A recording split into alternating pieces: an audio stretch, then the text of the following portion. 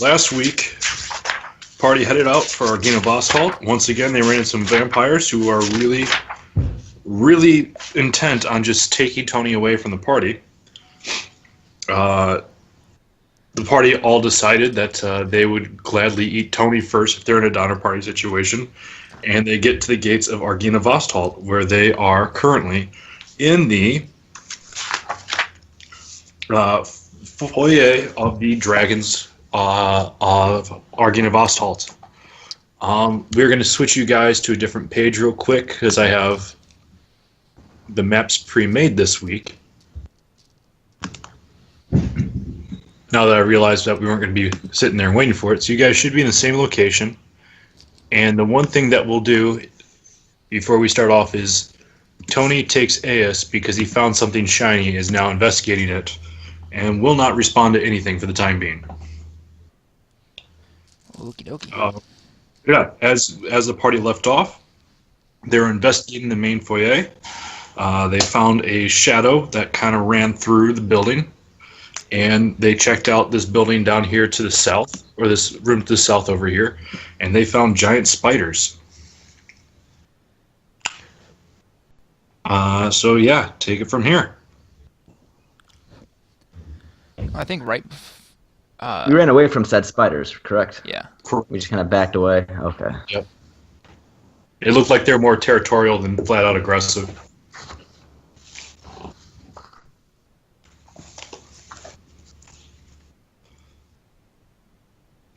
I think last week, right before we got done, we were gonna investigate the open door at the end of the foyer that was open. Specifically, or you had this room here. You said that one of the doors at the back was open, and I yes. don't know which one. That one is the one that we were talking about looking at. Yeah. So as you peered into here, it looked like it was just kind of like a. This was a parlor. What was the number on that? 12. That was the dining hall. As you looked through, it looked like it was completely unoccupied. Okay. Yep.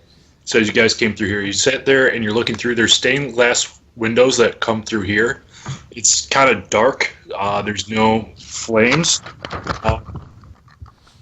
There's a magical flame right there on a candelabra that makes it look like a well-lit room. No such thing exists in over here, but based off this stained glass, you feel like this is a entryway into a religious, or there's some sort of mythical significance of that room.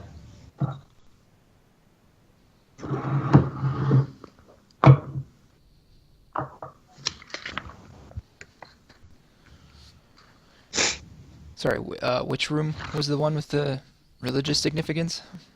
That one right there. Oh, okay. All the way on the eastern portion of this floor. Well, guys, I mean, we are sort of here about, Order of the Silver Dragon, and that seems kind of religious to me. Should we maybe check out? NASA and religion does not clash, or do not go well together. All right, so I'll go through the dining room to this. All right. Church. Esmeralda just sits there and says to everybody, "It's like, do you guys need me to come along? Do you want me to hold out here and make sure nothing comes behind you?" If you hear us screaming, that's the signal to come. But for now, hang out. Is there a certain pitch of screaming? Like if you guys, it's like that's all. General terror or pain. Okay. And either of those, that's Okay. the signal. This seems natural. I think this plan's not going to fail. Okay. So as you head through, Lucian, as you walk through, you begin to see cracked wooden pillars supporting a wooden U-shaped balcony that overhangs the stone-walled chapel. So it's a multi-floor chapel. Okay. Archways lead to spiral staircases that curl to the balcony, and a door set onto the north wall has a wooden beam barring it. Right there. Okay. At the east end of the chapel rests a stone altar flanked by unlit iron candelabras. The altar is carved with a rising sun bas relief. Tall arching windows with set with panels of stained glass decorate the walls behind the altar. One of the windows has been shattered, covering the chapel floor with shards of colored glass and allowing a thick fog to enter and fill the room. Through the fog, you see 3 armored figures kneeling before the altar. So let me go ahead and put those tokens down. And I see this through a cracked stained glass window. Yep. Heavily armored figures. Let me put those down and I'll answer that question, because the answer is going to be ish. Okay. And I got to load that in because that's all premium content.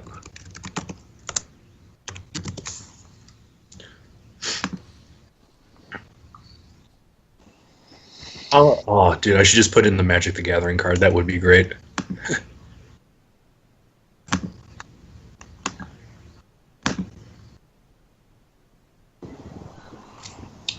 Or Adrian Monk. Forgot that I saved that photo on my computer.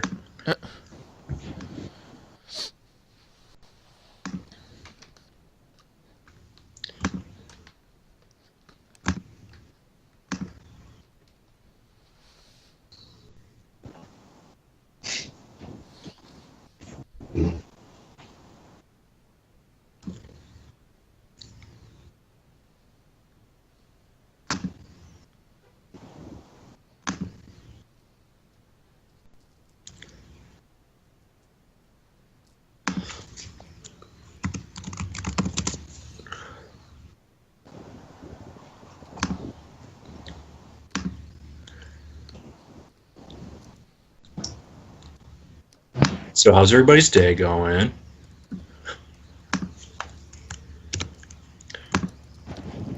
Progressively worse.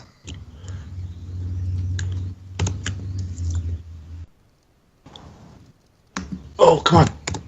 There we go. All right. So, yes, you see broken shards of chainmail. There's exposed areas everywhere. It does, there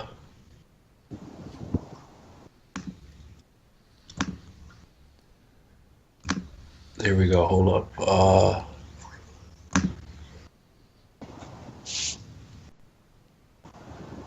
Let me make sure I have that right.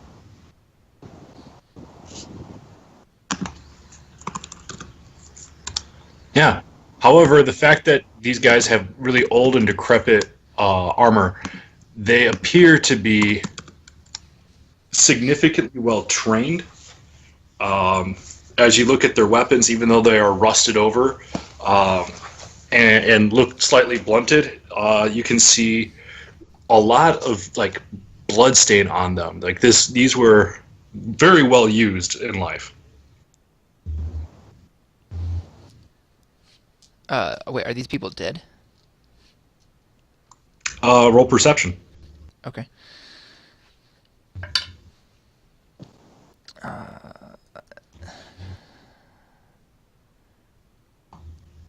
That is a 13. As you look at them, they don't appear to be in a set of rigor mortis, as a hip flexor stretch kind of kneel doesn't really lend to your understanding of death. And as you begin to look closer, they look a lot more like Van Rooy in appearance.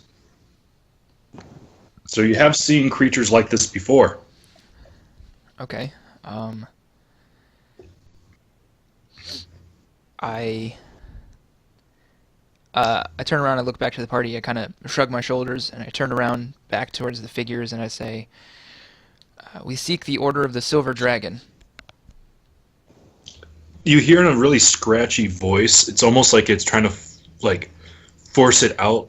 For Van Rooy, it was a very loud, booming voice with gravitas. This is not similar at all. Just you hear, leave. That seems like a good idea.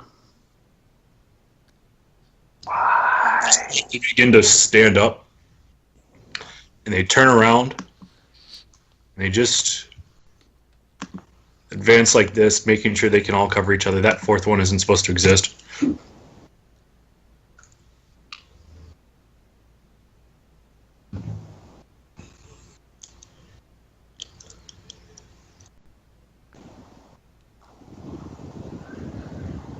I don't know what we should do, guys. Should we back out? Why do they want us to leave? As that happens, they begin to advance some more. Someone throw their voice on the other side of the wall.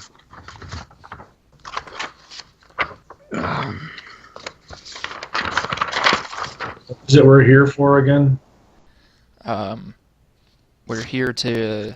Well, we were told by Van Richten that there was potential allies to our cause here at Argynovostholt.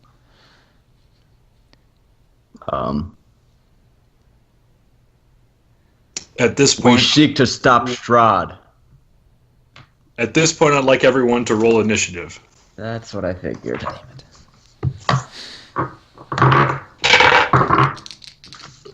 That's 15, 17. Ooh. Ooh.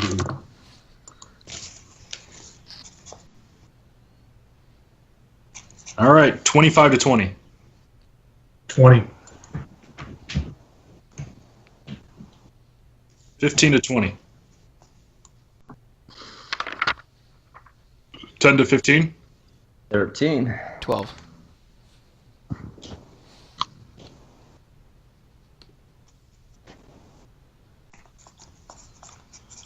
And then, Laven, what'd you get?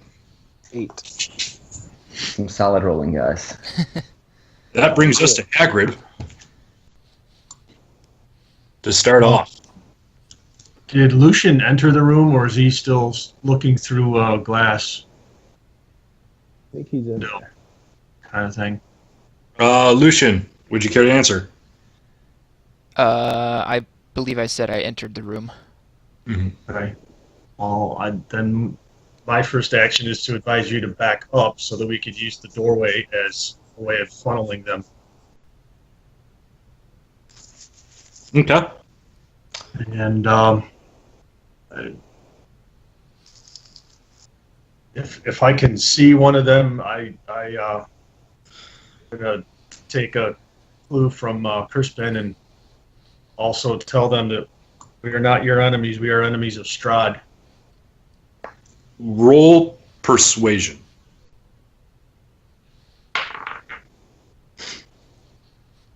That's 18.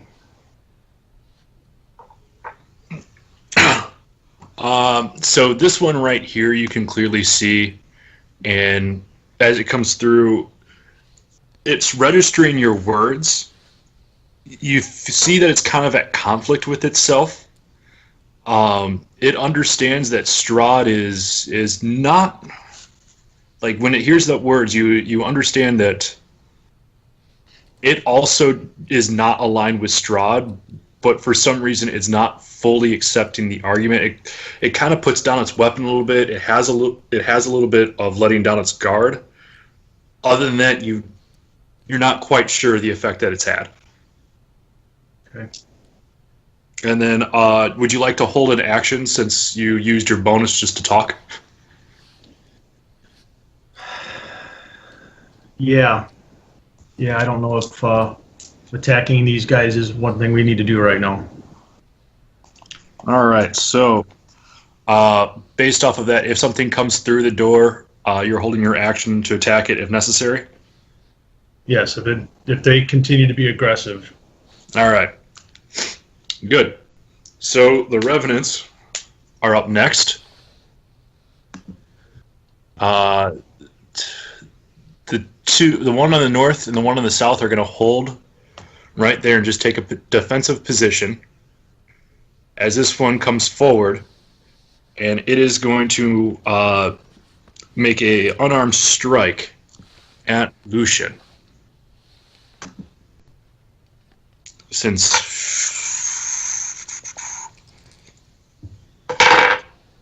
first one is a natural 2, so it won't hit. Second one is 14 plus 21 to hit. That'll hit. All right.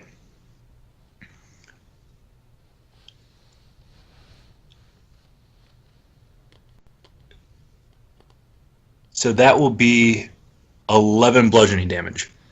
I'll use Uncanny Dodge to have it. All right. And that will be the end of the Revenant's turn. Crispin.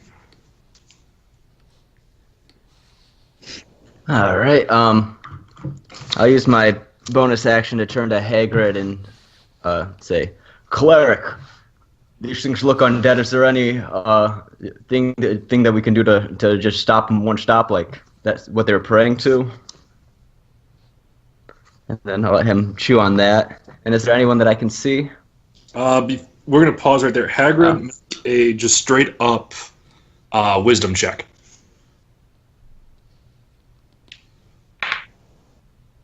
Ouch. That is an 11. All right. So, based off of your extensive training, you know with these creatures that even though they do look undead, this is not necromancy in which your turn spells usually are useful in. These are individuals who are so filled with hate and so filled with like anger that their souls cannot leave. Therefore, they inhabit dead bodies in order to try to finish a last task fulfilled to them. Or charged to them, I should say. So, as best as you can tell, your turn spells will be ineffective. All right. Crispin, continue on. All right. Can I see any of them? You can see the middle and the south one. All right. Then on the guy in the middle, I am going to cast Heat Metal on his armor, just chest piece in general, at a level 3. At level 3. So how much damage does he take just for existing? That is 3d8. Go ahead. Oh, and that is all 6s. So that is whatever 6 times 3 is, 18. Whatever, 6 times 3. Math brought to you by Jaygeons and Dragclarks. I can't do this reverse math. I think that's called subtraction. Yeah. More math. This is correct. All right. What else would you like to do?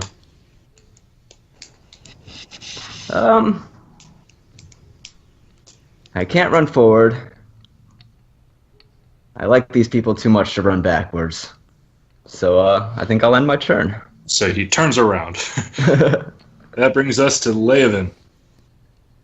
All right. So the door is open. Yes. What's You can this? see all 3 of those. What's the rectangle behind us? Table. What are the like square shapes to the side, like in the corners of the dining hall? Statues. Gotcha. Don't you guys love my art? It's terrible.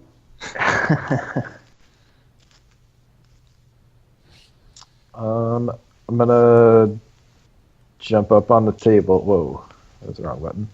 Okay. We'll just call that difficult terrain, so it takes 10 feet of your movement as opposed to making a check. Okay.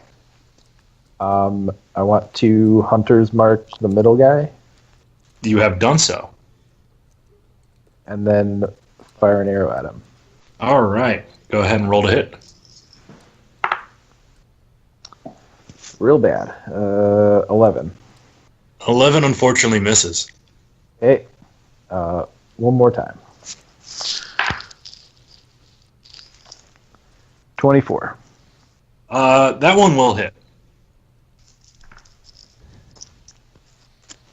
For 7 piercing. 7 piercing damage. Okay, yeah, good. It takes the full damage. All right, and then I'm done. Sweet deal. That brings us to Hagrid. Top of the round. Wait, I didn't get to go. Yeah, I was gonna say, didn't Lucian get to do anything? I skipped over you. I'm sorry. Go ahead and act. Okay, I would like to use a my free action to to say, fuck, what do I want to say? I've been trying to figure out what I want to say. I'm having a real, like, Aragorn, King of the Dead sort of image in my head right now. Just sit there and say, I'm the king of Rohan. But we seek your aid to defeat Strahd. And I'm going to use my action to take the dodge action. Okay, go ahead and roll persuasion. Okay.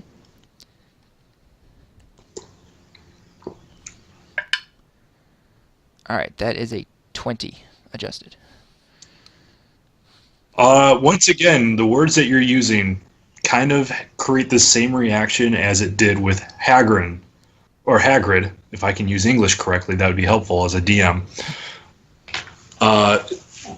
It kind of has the same effect. He kind of lowers his sword a little bit, but not enough to make it seem like he's disengaging.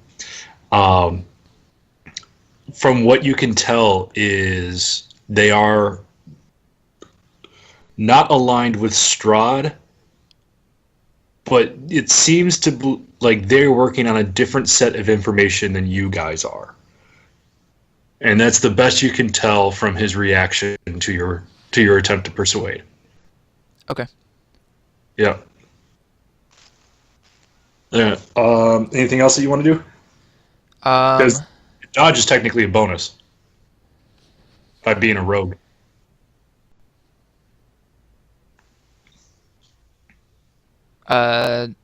No, I can dash, disengage, or hide.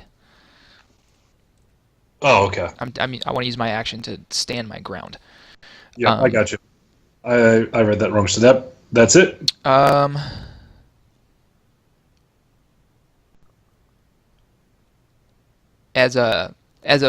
Using my bonus action, can I like follow up after seeing what they did and say like, we'll help release you from your charge?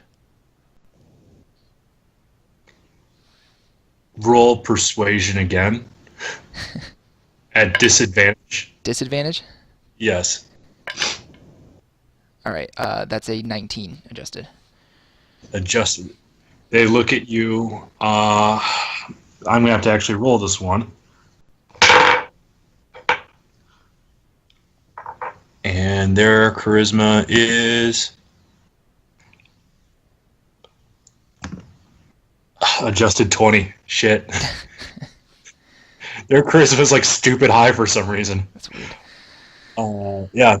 They just look at you and just lift it, like clutches his sword again and just says, "You cannot help what you have no chance of understanding."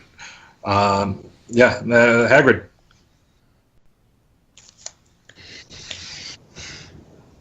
I think it's time to release them from their forms and buy us some time to walk around.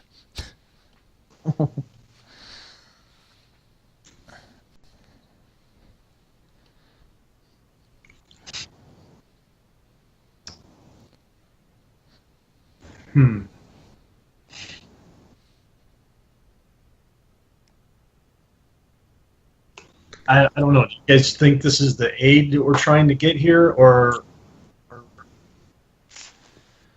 Well, here's the thing. If they're revenants, then killing them is not going to kill them. It just they basically have just been it's 24 hours give or take trying to find another body to inhabit because their spirit is tied to this realm until they are able to exact their vengeance basically. What was the exact phrasing? Was it that we'd find allies or we'd find aid? Do we remember? Is that you'd find allies, but okay. You'd also remember that this is coming from someone who has heard about the place and never actually visited. Yeah. Right, so just the fact that they have the same common goal made me, they think that they'll be allies, but they're not into it. Well, maybe we need to prove our worth.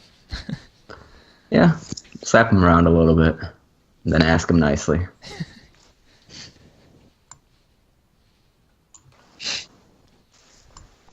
We can always keep attempting to negotiate with them while we beat them in the face with weapons. That was my plan. Aggressive negotiations. This is a hostile takeover of your face!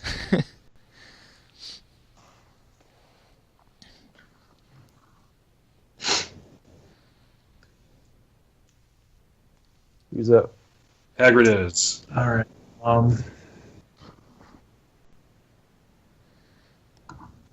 This time I hold up my holy symbol and I tell them that I think we can help them in their quest. All right, doubling down on this. Roll persuasion.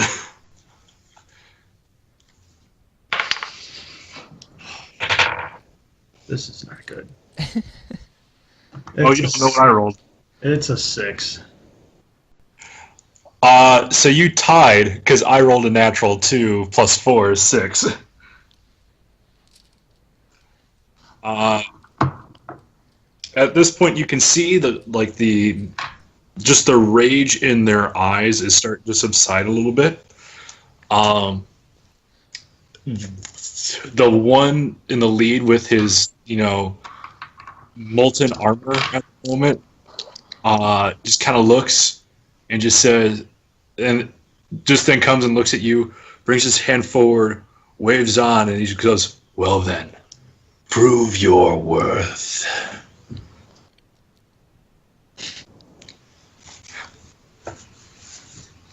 All right, so basically, We have some follow-up be on questions. these guys until we earn their respect.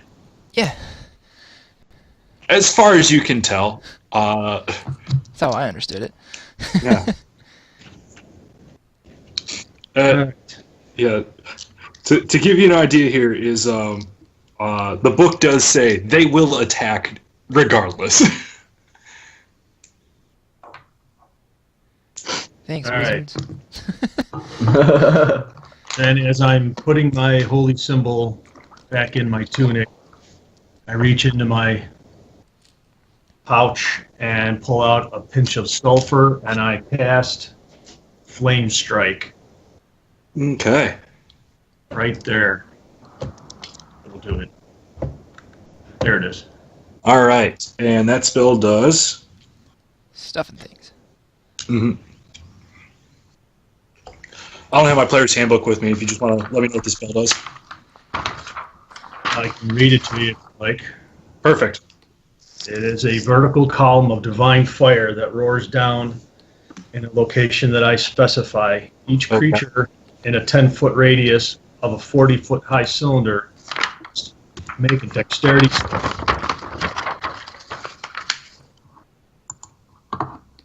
So we're going to use this, because why the hell not? There's your fire.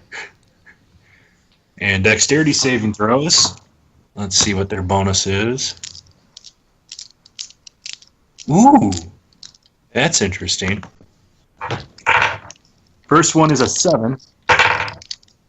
Second one is a 13. And third one is a 10. So they all fail, I'm guessing. Yes. I'm guessing. So I'm assuming they get a certain amount of fire damage then.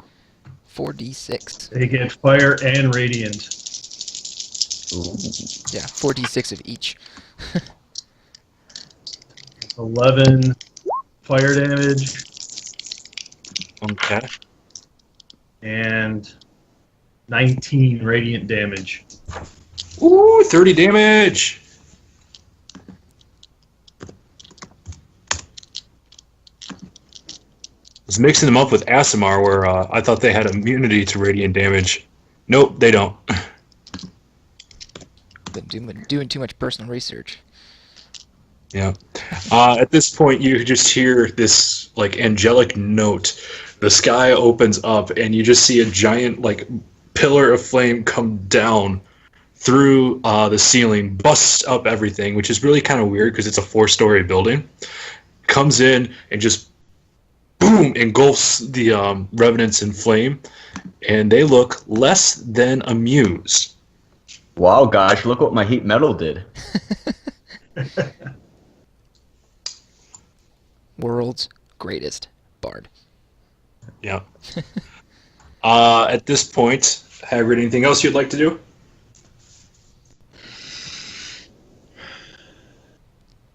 No.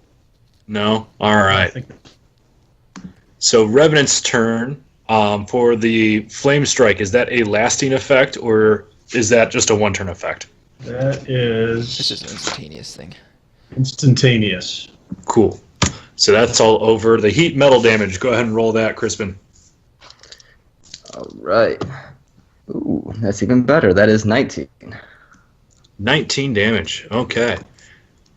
This lead Revenant is starting to look a little weary. Well, for a Revenant, which is more weary than the usual Revenant. You know, it makes sense if you don't think about it. Deal. Yep. This Revenant is going to make a push slash on Lucian, trying to get him to, or it's a trip attack, I should say. And he's got disadvantage because I took the dodge action. You did.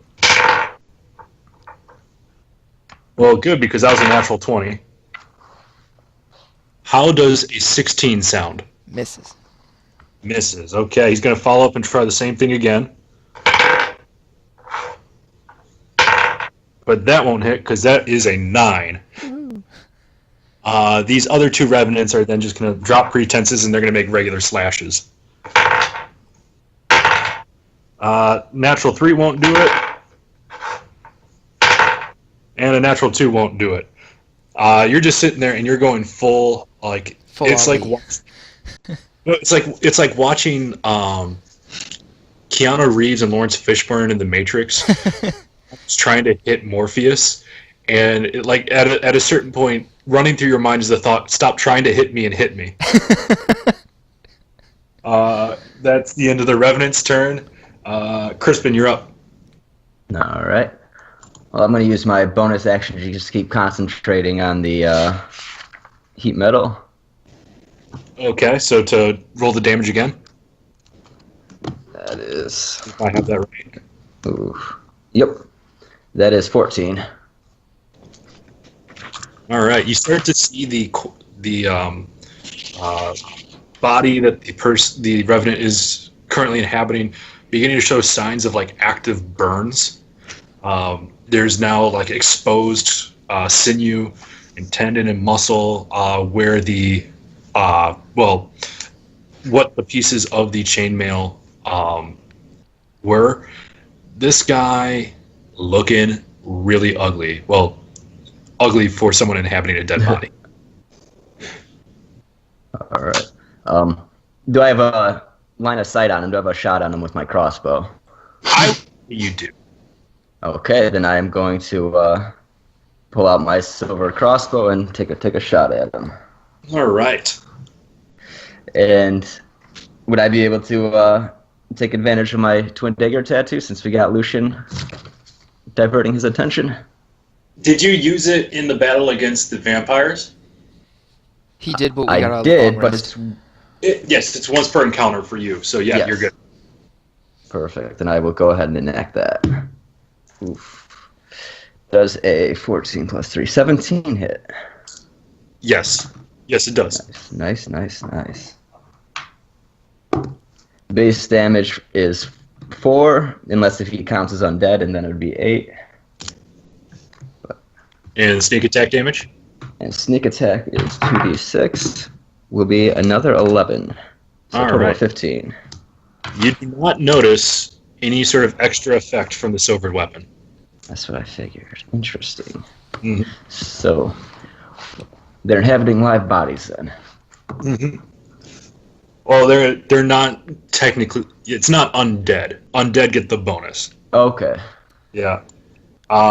Lucian. Okay, I'm going to use my flame tongue dagger to stab the one in front of me. Okay. That's a natural 1. Okay. So I will. Damage you're not doing. Yeah, right.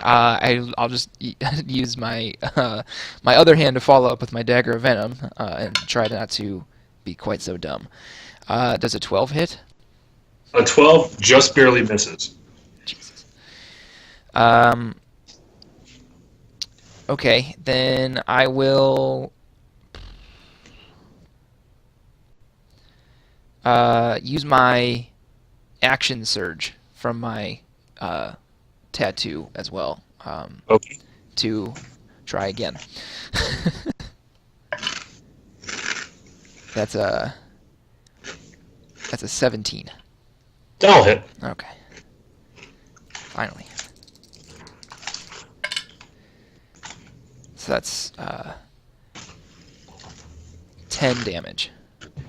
Okay. Fire damage. And that's it for me. All right. That brings us to Laven. All right. I'm gonna fire another arrow at that dude,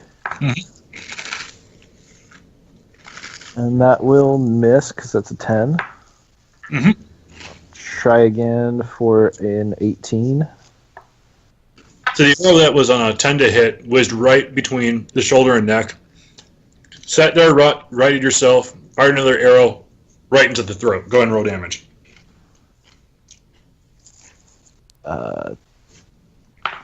10, 12 total. 12. All right.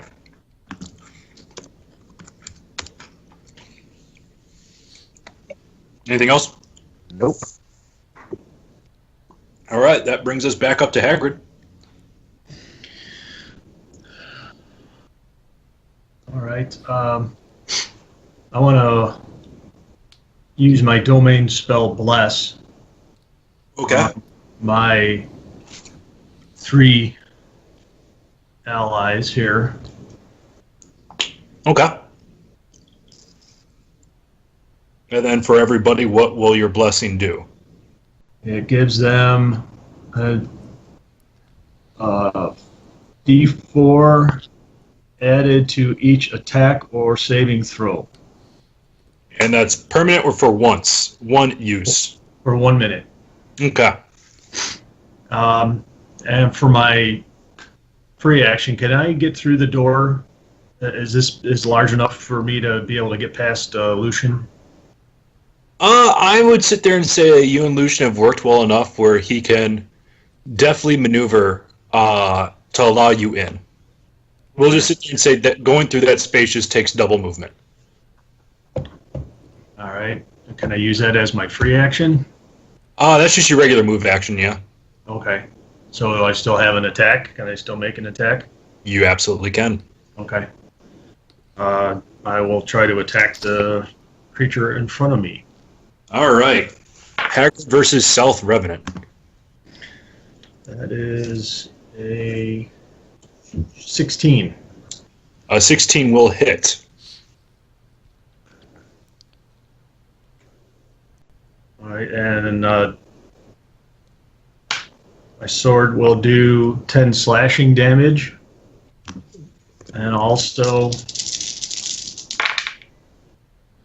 18 radiant damage.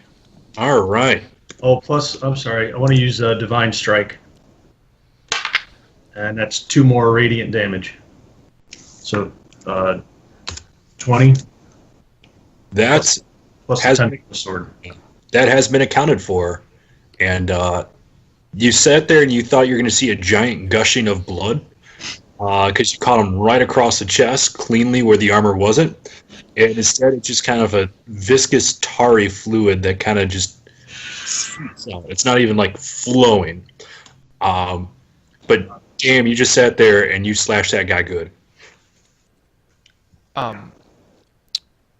Really quick, I just want to point out something. Matt Mercer's Blood Hunter class is up on D&D Beyond. It is now official D&D canon. Yes. That is awesome. Okay. Sorry, that was a phone call from work. I didn't hear what your dialogue was on after the hit. But then You not the thing. Yeah, you expected it to kind of just flow out because you had a really good hit, and it was just spurting everywhere like it was a Quentin Tarantino movie. Instead, it just like this viscous, tarry fluid, like it's almost like ichor, and it just seeps out. So you expected it to bleed one way, it bled another way, but no matter what, it bled. Okay. Yep. Now it's the Revenant's turn. This Revenant is going to make its 2 attacks right on Hagrid. Because what better way to get back at someone who just stabbed you than to try to stab him? And that fell off the table, so natural 19 plus 7, 26. Well, it definitely hits. All right, 15 slashing damage. And a plus 7 will be a 16. All right, I would like to use Stone's Endurance. All right, so roll your d12, add your Constitution modifier. I think that's how that works. Yes, it is. Cool. That gives me a 14. That is adjusted to 1 point of slashing damage. What was that total? So in total, it'll be 16 points of slashing damage. If the first, or did the second one hit? I'm sorry, I didn't hear what the second roll was. He needs an 18. Okay, then only one of those hits. That is 1 point of slashing damage in its entirety. Okay. Like you just sit there and it came down, it was slashing through. You read it perfectly. You just catch it with your hand, and now you've got what looks like a giant paper cut on your hand. Bastard. Yeah. Middle guy making its 2 strikes. 5 plus 7 is 12. 4 plus 7 is 11. I'm betting both of those miss. Me? Yes. Yes, they do. All right.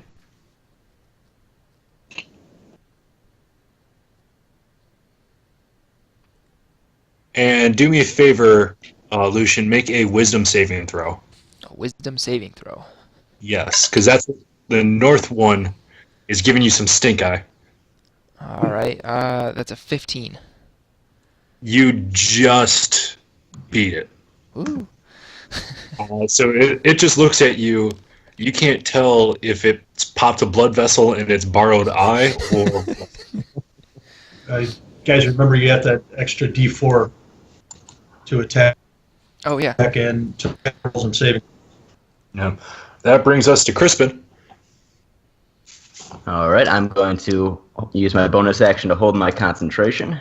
Oh, I'm sorry. First off, roll heat metal for the middle guy's turn. Yes. Okay, that one would be 9. Okay. And now I'm going to hold my concentration and do it again. Cool. And that one would be 14. Well, let me tell you something. This guy to the north thought they popped a blood vessel. This guy in the middle definitely did. He popped everything. He just collapsed over in a steaming pile. Pew. Nice. And then for my main action, I see that Lucian's been taking a bit of a beating. I go up to him and I start rubbing his shoulders and sing a little, he's Big Bear, he's iron tough. Big Bear, he's got a chest like a rug. He's Big Bear, don't take no guff, he's Big Bear. And I give him the Bear's Endurance, which gives him 7 temporary hit points. All right. Go ahead and take your temporary hit points. Awesome. Person who got punched once. But I'm in a position to get punched more. Well, now they're holding swords. Yeah. Anything else, Crispin? Nope, I'm going to hold in massage position. All right. So you hold in the creepy position, and now Lucian. Okay. I kind of get lost in the massage for a minute, and then realize I'm in the middle of a fight, and kind of shrug his shoulders off, and stab. You know what? Roll a charisma saving throw to see if you moan a little bit. a charisma saving throw. Yes. Okay, I'm gonna roll a d4 on top of that one. A 9. Ron Swanson would not be proud of you, son. All right, and then I will stab the Revenant in front of Hagrid with my Flame Tongue dagger. All right. Let's go ahead and roll for the damage. All right, that's a 24. 24 will hit. Okay, and then Need to grab a whole mess of D6s. Every rogue needs to buy a literal pound of D6s. Seriously. All right.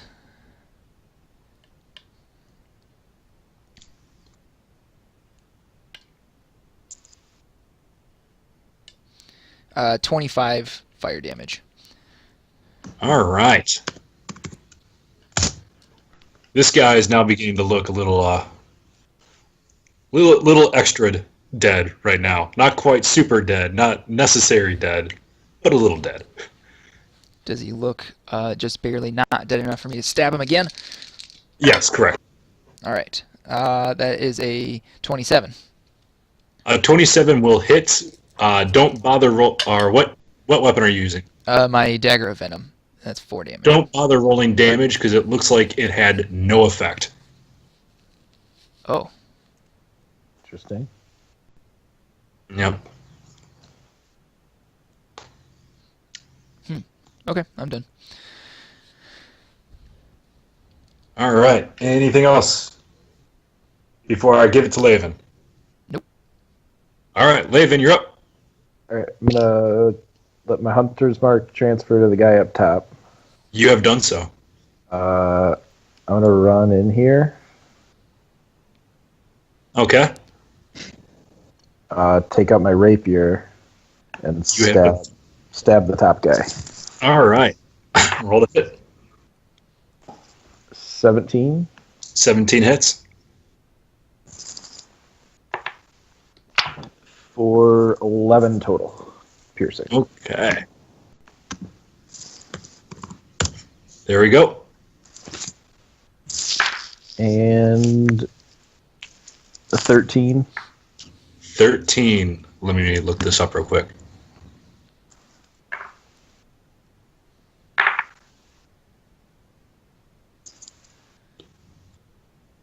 I'm trying to remember. Has anybody rolled a 14 at all? I don't think so. Okay. Because 13 hits on this, but I think I might have screwed it up by giving them a 16 instead. No, because when I rolled a 12, you said it just barely misses. So I think you got it Okay. right. Then I got it right. Yep. So that hits. Okay, so then that's 13 total piercing. Okay. You do your best Zoro impersonation, but because of the first letter of your name, it's just a giant L on his chest. Loro.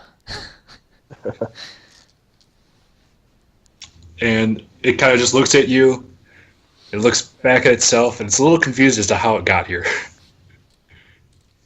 That brings us back to the top. Hagrid, 4th round. What do you got? Give me a second here, please. Okay.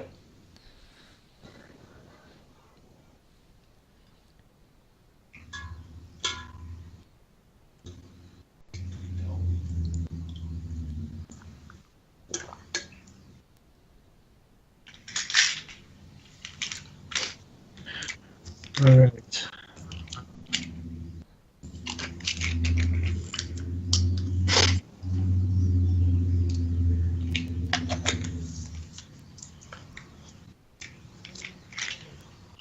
All right, I'm going to use my bonus action to cast Sacred Flame at Okay. the Revenant in front of me. All right. Oh, Jesus, that's a crit fail. Your hand gets nice and warm, but you kind of forgot an important word of the incantation to actually have the flame come out. So now it's just like you got hot hands. Nice. All right, I will take my hot hands and swing my sword at him. Oh, there you go, natural 20. I go from one to the other. You, with a hot sword, go ahead and roll its damage.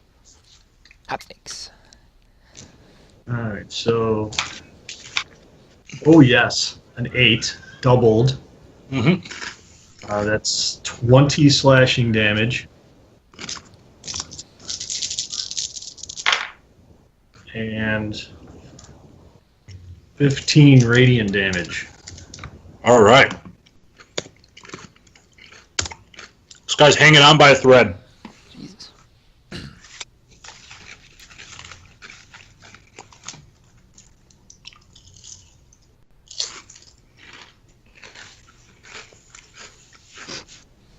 That's it for my turn, by the way. All right, Revenant's turn. Oh, man. That was bitter. Hold on. Real life, Constitution saving throw failure. Oh, that was bitter as hell. Eat a lemon.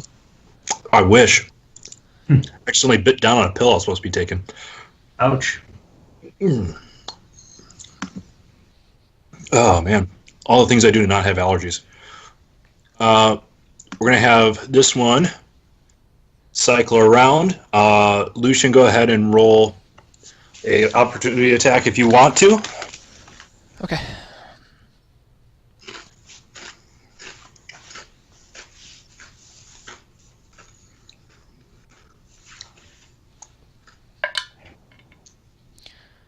Okay. That is a 28. 28 will hit. This is with the flame tongue dagger. All right. That's 12. Okay. Now, these two, or this one down to the south, is going to make a swing at Hagrid and a swing at Leovan. Going to Hagrid first. Natural 19 plus 7, 26. So that'll be 15 slashing damage to Hagrid. Turning around and making an attack at Leovan. Due to the flanking, gets advantage, which is good because the first one was a natural 9. That's 15 to hit Leovan. I'm a 17 AC. All right. It bit off a little bit more than it can chew, and it just barely missed you. This one here to your northeast is going to make 2 attacks at you, though. The first one's going to be an 18. That'll hit. 15 slashing damage. And now I need you to make a wisdom saving throw for its other attack. Wisdom. Remember to use your D4. Oh no. D4. D4. Yeah, I say I natural one that, so 4 plus 2, 6. All right. So, as you take the attack and it begins to look at you and giving you stink eye with the other eye this time, you realize that it's not popping a blood vessel. You have this sense of dread overtake you, and your muscles begin to seize up one by one. You are currently paralyzed. Leovan, no.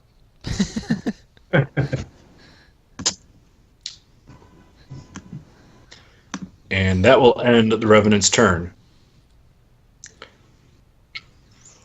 This isn't you being strong, this is the position you're currently stuck in. I'm flexing. Yep. Crispin, you're up. All right. I'm going to sneak by Lucian with a little oak and pull out my longsword and just come charging at this guy with 2 hands. Swinging straight at his neck. All right. Oof. Does a 14 hit. You have a D4 you can add to that. Oh. Don't I bother. can add. All right. That is 7 damage. 7 damage. Once again, you just grabbing the hilt of your sword with both hands, not entirely sure how to most effectively use it. You accidentally trip, fall, or trip, stumble, but as you right yourself, you look up, and your sword's just in the chest of this guy. So it worked out. Okay. Is my sword lodged in the chest of the guy? It is, yes. Okay, then for my bonus action, I would like to grab onto my sword and kick him right in the chest and pull back.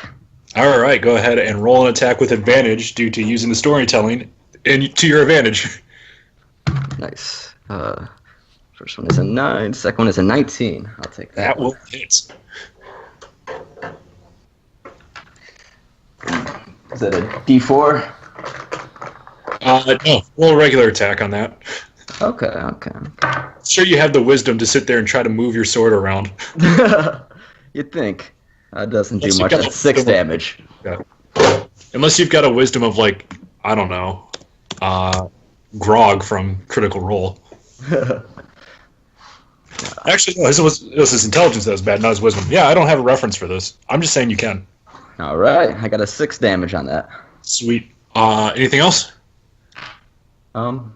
Nope, I think that ends my turn. All right, and to break concentration on the field. Does not happen. That brings us to Lucian. All right. I'm going to try to finish off this one here. Okay. I'm going to move there. You have done so. Attack him with my attackingness for a 27. 27 will hit. Okay. Your attack of attacking, well attacked and hit. Well struck. All right.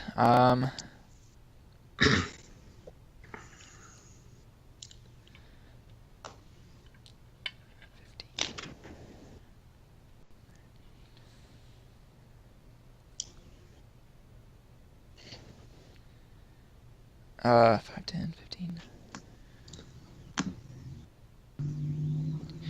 18 damage. 18 damage. This guy, it drops down onto a knee. If he needed to breathe, you'd see that he's breathing pretty heavy, but it just looks like he's starting to lose the connection to the form that he's got right now. Sweet Jesus. Mm-hmm. All right. I will attack him again. This time, putting away my dagger of venom and using my scimitar. All right, your scimitar, and roll to attack. That is a 23. That'll hit. Okay. Nice. Not so much. 7 damage. You sit there and you feel like this was not your best effort at attacking, but by sheer strands of luck, you find it right where the shoulder and the neck meet. You hear a couple of cracks coming down. It sits there, it slumps, and it dies. Okay, and then I'm going to, move there. Sweet deal. That brings us to Leovan. Leovan, go ahead and roll a wisdom saving throw to start your turn. Okay. That was better, but only slightly. That's a 5. You are still paralyzed in fear.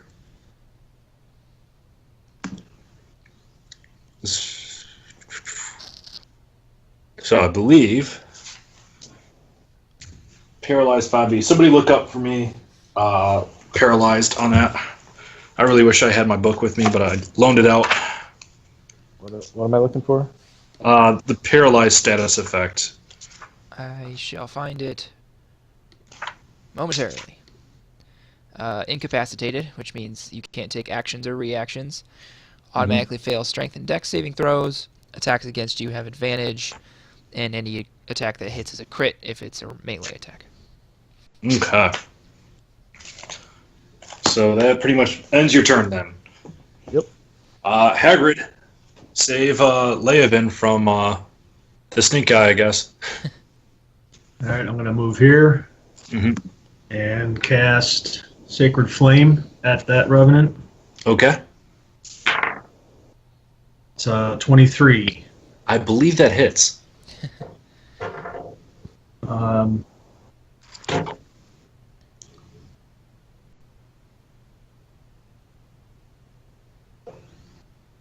So that's 2d8 for radiant damage, Okay. and that's 11. Booyah. And then I'm going to Holds concentration. I'm sorry? I just said holds concentration. Okay. I'm going to swing at him with my sword. That's a 17. 17 will hit. Okay. That is 11 slashing damage Okay. and 11 radiant damage. All right. Concentration held. Okay, that brings us to the Revenant. Revenant is going to make a strike at Leovan, realizing that it's paralyzed. First attack misses. Second attack misses. Holy moly. Or, never mind, that was at advantage. So the first one was a 1 and a 3. The second attack, 16 plus 7, so that'll safely hit, and another natural 1. So it will hit. That's 26 slashing damage. You are no longer paralyzed, but instead you are afraid.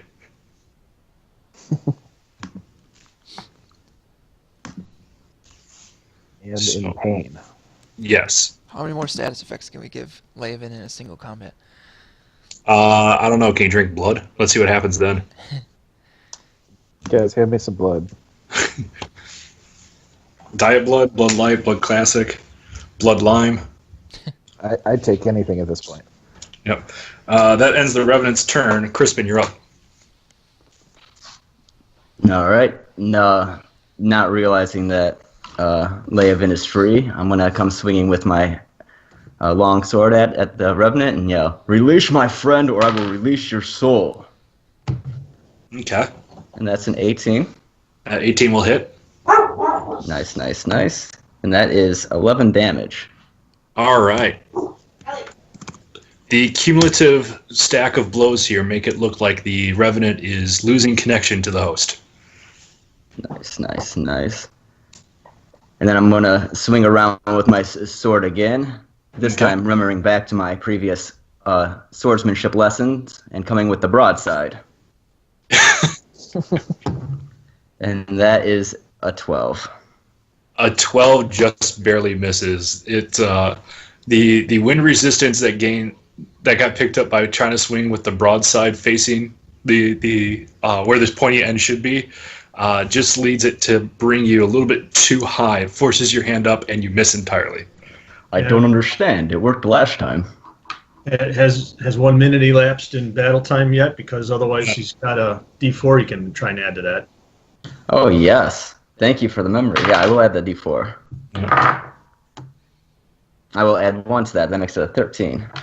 13 just barely hits. So as you sit there, you remember to self-correct. You just go down, and unfortunately, you didn't hit it with the broadside. It was the sharp bladed end, but you do clip it right across the head. Oof. And that is 6 damage. All right. I would suggest everyone in the party to write down positive stat effects that help them. Yes. Thank you very much, Hagrid. Yep. Lucian, you're up. Okay, I'm going to use the scimitar again to attack the remaining Okay. Revenant. Those are 2 14s, so that's a 20. That will hit. All right.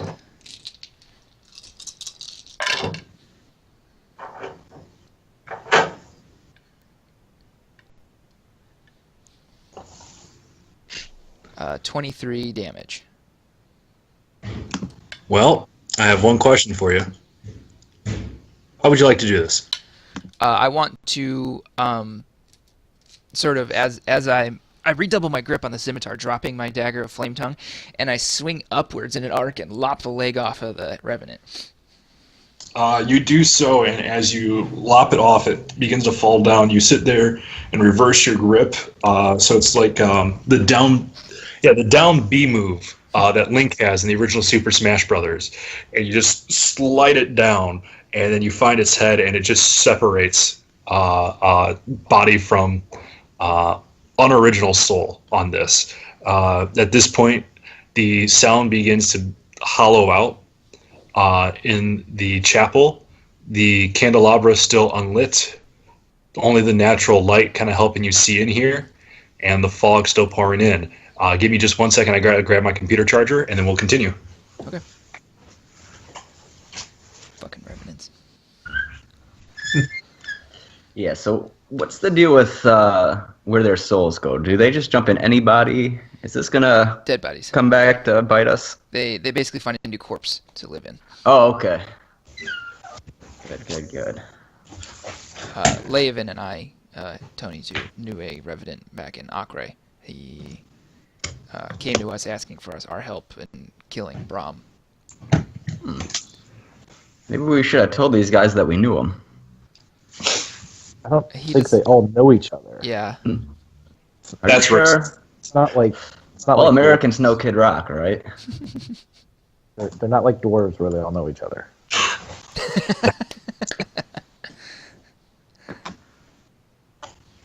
All right. So you're back into the chapel of the morning. Hagrid, go ahead and roll a religion check.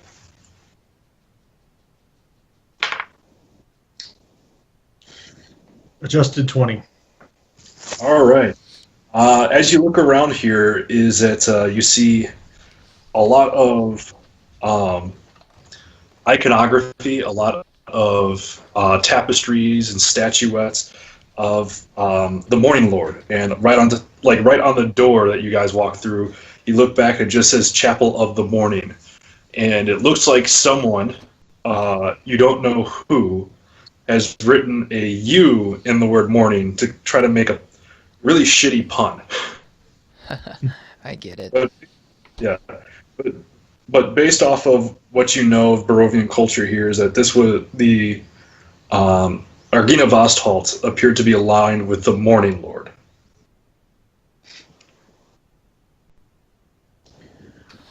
Well, them and everyone else who's with us in opposing Strahd.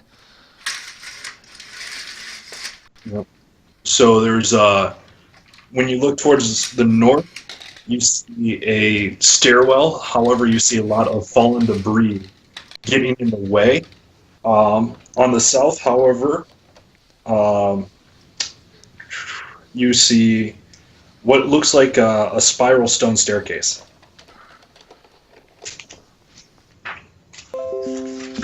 All right. First off, Laban, how badly off are you?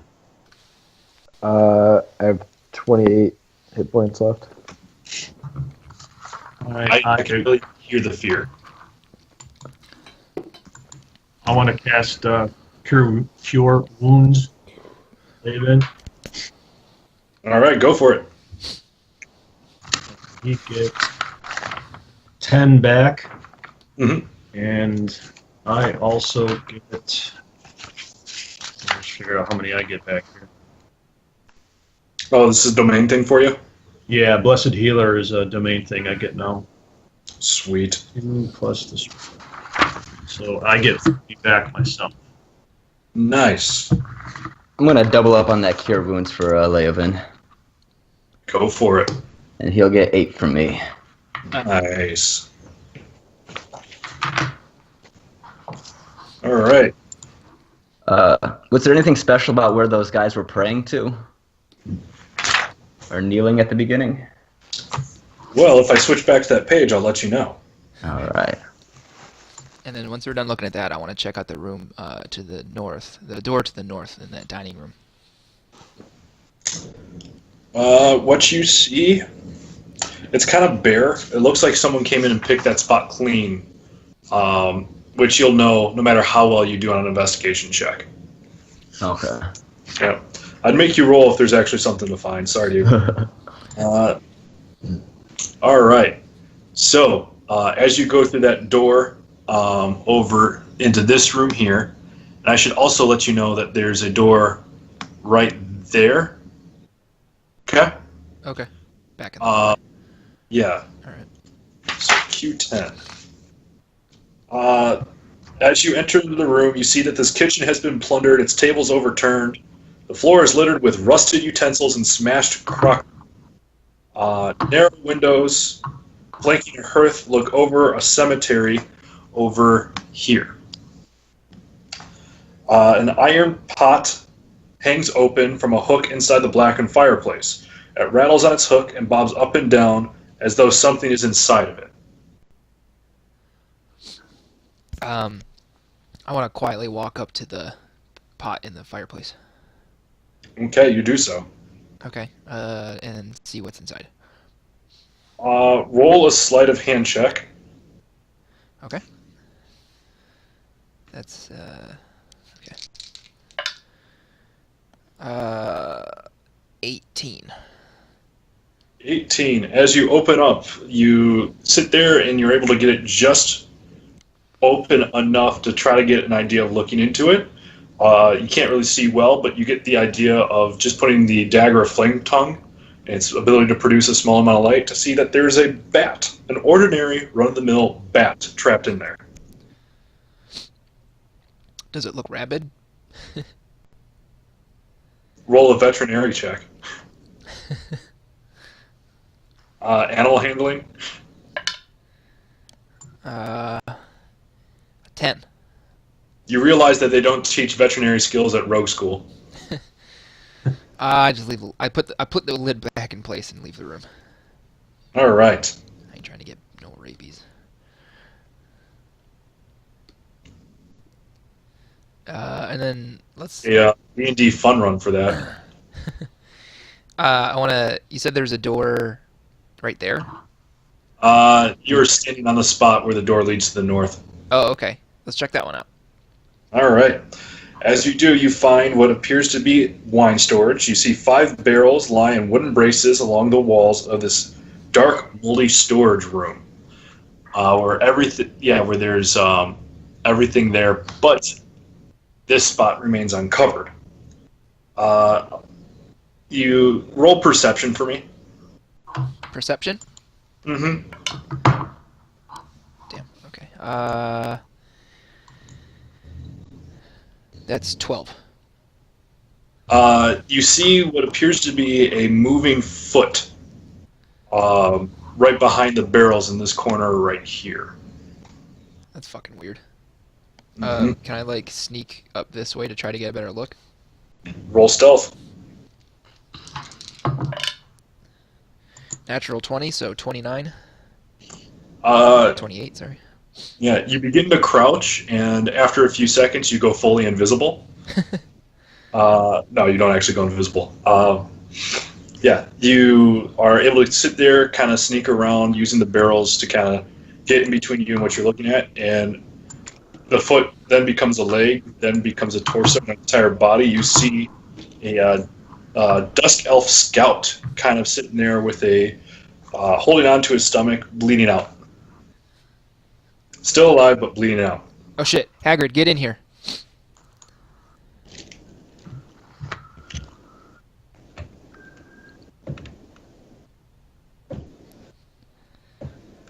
All right, so I enter the room. Do I see the same thing? Do I have to roll for anything? No, you don't have to roll for anything. As you got told in here, Lucian broke stealth, trying to make sure he spoke loud enough for you to hear. As you walk in, you look through, and you see our little Dusk Elf that trying to do anything he can to slow the bleeding down on a chest. Can you heal him, Hagrid? I certainly can't try.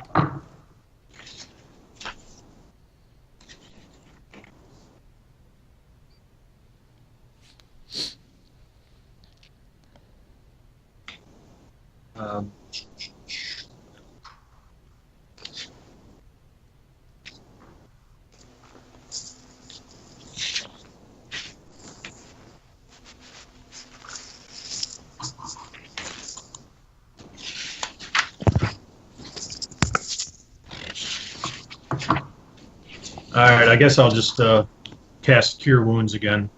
All right, go ahead and roll for healing. That is 7. All right, as you sit there and lay your hands down onto him, in the divine energy flows from you unto him. You see the chest wound begin to close up and scar down. You see kind of the life go back into his face. He looks up and just goes, "Many thanks. I'm Savid." Savid? Yes. What are you doing here, Savid? We were on a scavenging mission. Myself and the other Dusk Elves. Well, we live near the Vistiani camp, right outside of town. We were looking for supplies to help us find a girl named Arabelle. When we were searching the woods, we found some lights come in. And 2 other friends, they were killed instantly. I was able to At least make it in here and hide from them. Killed by what? I didn't get a good look at them. They looked like blights. How many? That doesn't tell you much. A lot? Yeah, I hear Crispin and sort of echo his question. How many? Enough to do this. I wish I had numbers for you, but this seemed like the only safe haven I could find. What was the girl's name you were looking for again? Arabelle. Arabelle. Who is she? She's a Vistiani girl who ran away from camp. Does she have any aliases? I mean, well, she's a 10-year-old girl, whatever aliases they make up for themselves. I don't think it's Esmeralda, if that's what you're getting at. Yeah, I was just gonna make sure I checked that box. She could still be 10. It turns out that Esmeralda is in fact 2 dwarves in a trench coat. Hey, Esmeralda, how old are you? You shout that into the room, and she just sits there and goes, "It's inappropriate to ask that." He doesn't know. Does that mean she's old? Old enough to know not to ask people their age. I don't get these people. They just sit on blood. So, Savid, let me make sure I'm getting this straight. You are a scout from a colony of Dusk Elves that live near the Vistiani colony, and you and how many other? Myself and 2 other Dusk Elves were tasked with bringing this girl back. And your 2 compatriots have fell. Yeah. And how long ago did Arabelle go missing? Arabelle. It's been about a week. About a week. And how did you guys wind up here? Well, we were in the woods just north of here, and that's when we were attacked. And normally, we wouldn't step foot into here. Most of us believe that there's still a spirit of a dragon that haunts this place. Interesting. How do you feel about Strahd? He's a dick. And so we like. Do you like him? I'm sorry, you cut out. I didn't hear what you said. I said so. We like the elf. Yes. That's what I'm saying. Ask more about this dragon thing. That seems pertinent. Yeah, Savid, what can you tell us about this dragon ghost? Well, based off of what we tell each other, Argynovostholt was originally home to a silver dragon named Argynovostholt. Naturally. He liked to assume human forms, kind of mix with the rabble a little bit, trying to recruit knights to help protect everybody. When he was a human, he led a group of knights called the Order of the Silver Dragon, and they gave shelter to anyone and everyone who came to the valley trying to escape from the oppression of Strahd. When they became a legitimate threat, Strahd sent his army down, slew the dragon, destroyed the order, ransacked everything. So a lot of the Vistiani and the Dusk Elves try to avoid the mansion, knowing that it's an area of great tension. Strahd's always looking at it, and if anybody tries to use it, he looks to smack it down. Good to know. So Savid, we are I was as good as until you guys came along. Savid, we're here looking for sort of secrets and ways to gain an upper hand and defeat Strahd. We've come here from another plane to remove Strahd from power and remove his head from his shoulders. Now, why the hell would you do that? Money. Good enough reason, I guess. Life.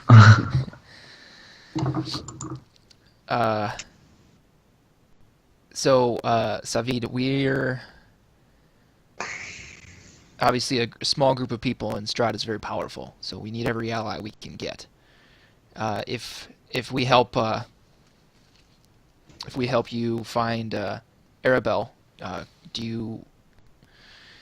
could we count on your and potentially the rest of your clan's support? Look, I think I owe you a little bit because you did prevent me from, bleeding my last blood. But I don't think I'll be much use to you against Strahd. I'm not necessarily asking you to stand shoulder to shoulder with us and fight him outright, but there are other ways that people can be of help. You have any ideas in mind then, hero? Not right now. I just want to know if I can contact you if I do. I'll be willing to listen. However, I can't promise that I'll be able to do what you're asking.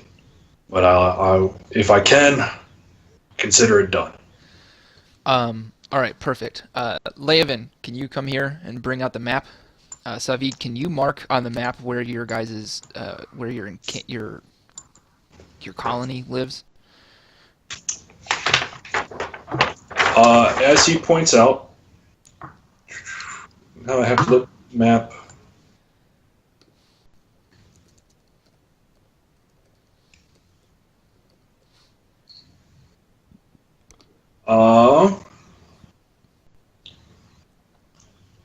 So he on that footpath between P and U on the map, between the ruins of Berez and the Luna River crossroads. He points to that forest just a little bit east where it says Luna River, and go ahead and roll insight. Okay.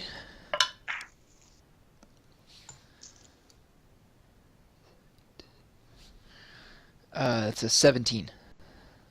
You see that his eyes aren't looking at where he's pointing, and based off the expression of his face, and knowing your history of Dusk Elves here in Barovia, he feels that helping you just enough to send you guys along his way is his best chance of him and his clan's survival.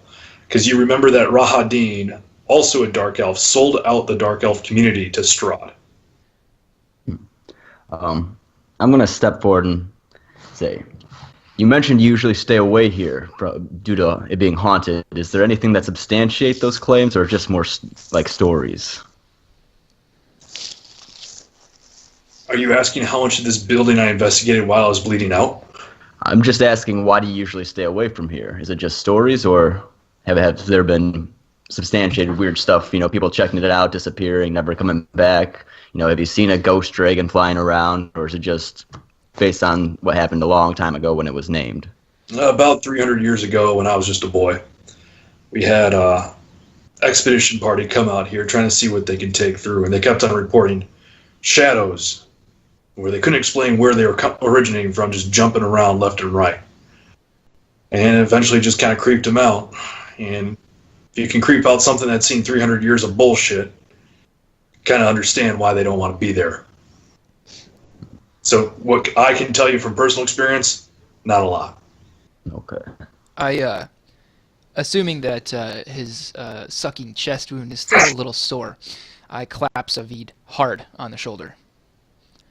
I say, look, you said yourself, you owe me.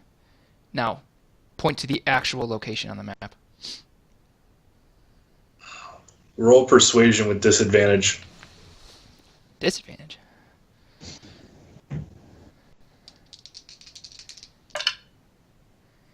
Damn, that sucks because I was a 20. That's 18. He begins to stand up. He looks at you and says, look, you guys helped me, and I get that. Privacy is going to help us out more than anything else.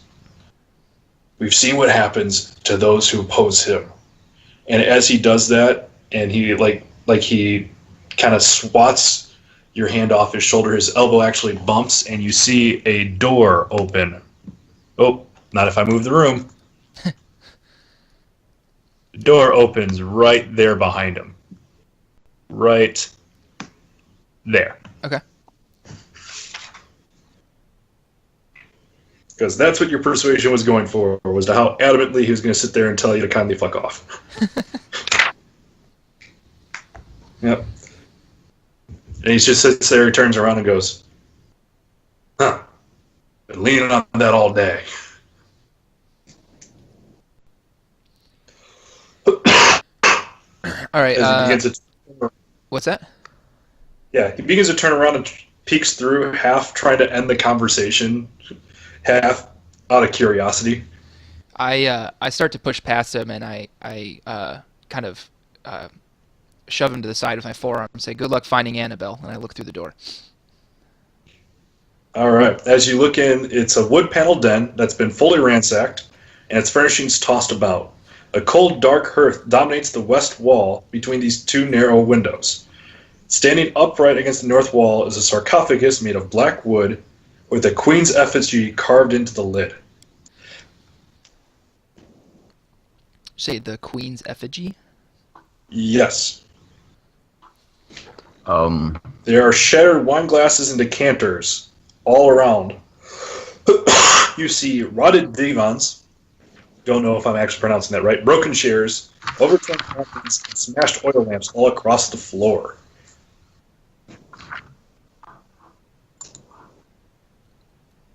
At this point, what would you like to do? Can I read the inscription on the sarcophagus? The effigy? Do you understand Draconic? I don't know. I do not. All right. You see there's things on there. For all you know, it could say Fushroda. Do I recognize the language as Draconic in any way? I'd say you're intelligent enough to know it's Draconic. But just like I'm intelligent enough to know German when I see it, doesn't mean I understand German. Right. No, I understand. Any of you boys know Draconic? Nope. I know the opposite of it.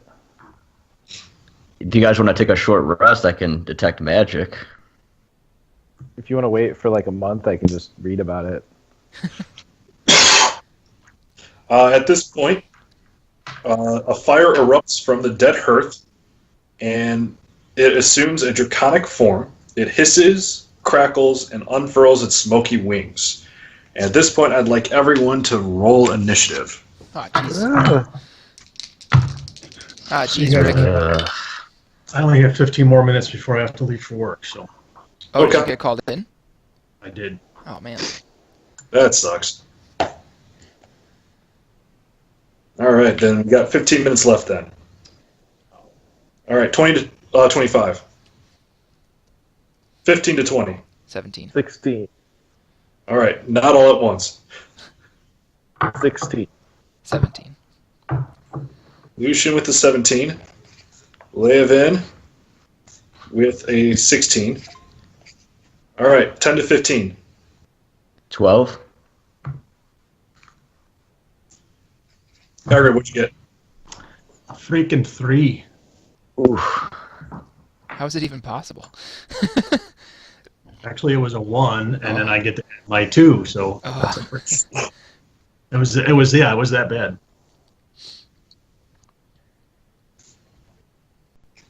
All right.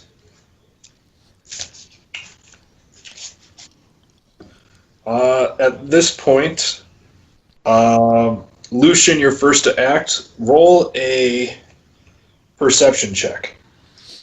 Okay. What's perception again? So that's a 21. All right, let's whisper the result to you. Woohoo! And if I can remember how to whisper. Type W / and then I got it.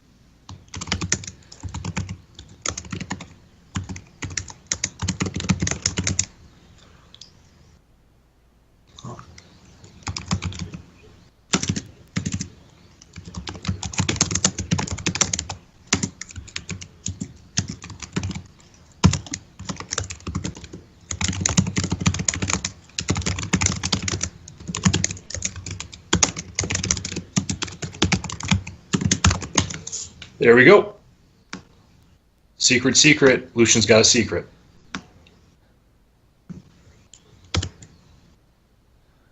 Okay. Do I have an opportunity to share this information? Considering that all this is happening almost immediately, if you can sit there and find a way to say what you need to say in 3 words, I'll allow that.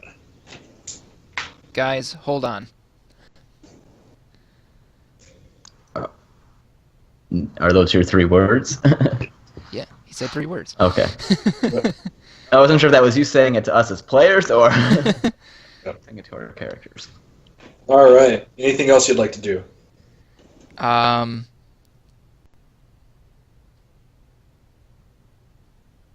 I'd like to use my action to take the dodge action again, Okay. and jeez,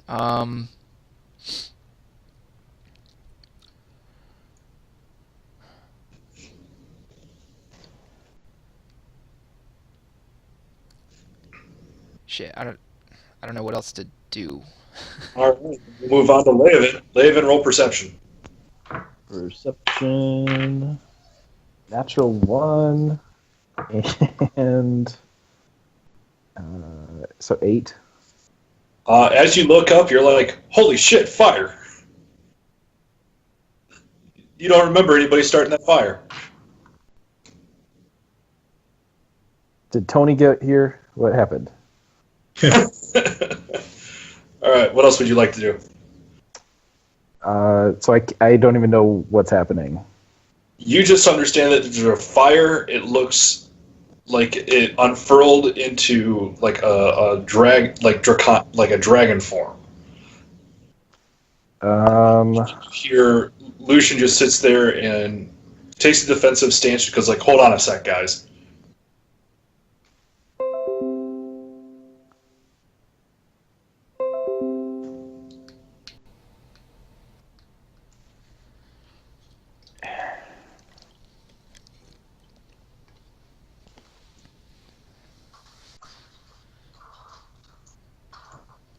Yeah, I'm just gonna sit there.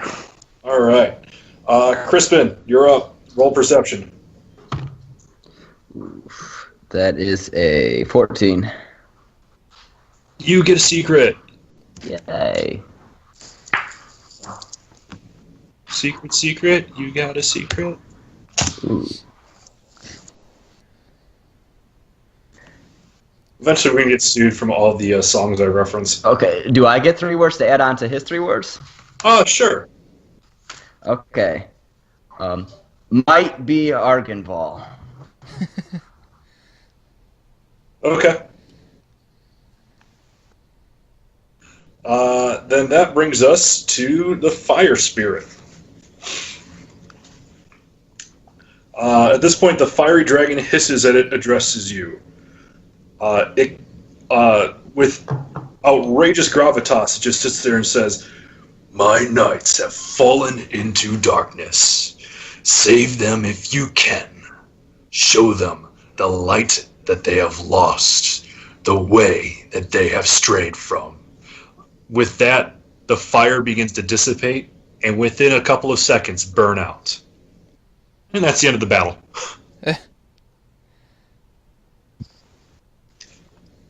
Yep, you got lucky with that perception check. I don't understand who put the fire out. And that's where we'll leave it for this session.